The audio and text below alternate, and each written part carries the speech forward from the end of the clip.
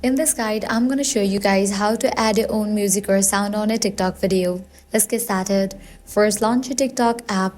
Now at the bottom, you're going to find a different option. Click on this plus option given at the bottom middle. With that, your camera will open up. You can record a clip right now or add music after you have recorded. Both works fine. Once you are in the editing screen, go to the top of the screen and tap Add Sound. Now look at the top right corner of the sound menu and tap on the magnifying glass icon to search. Under the search bar, tap on Discover More Sounds. From here, swipe across the top row until you find an option called Your Sounds. Then tap on it. You'll now see two options: Import Sound from Video, Import Local Sound.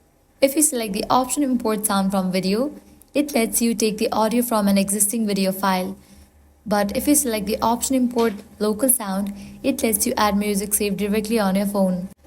Go ahead and select the option of your choice. With this, your own sound will be added to the TikTok video, and that's it. You have successfully added your own custom sound or music to a TikTok video. If this guide helped you out, do not forget to like, share, and subscribe. Thanks for watching.